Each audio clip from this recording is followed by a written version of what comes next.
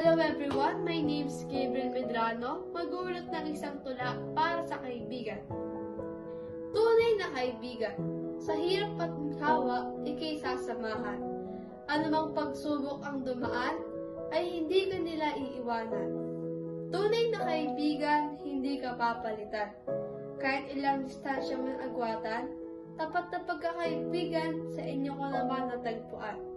Hindi man pare-parehas ang ating gusto, isa naman ang ating pangako. Na kahit anuman ang mangyari, samahan natin ay mananatili. Tunay na pagkakaibigan sa inyo naramdaman.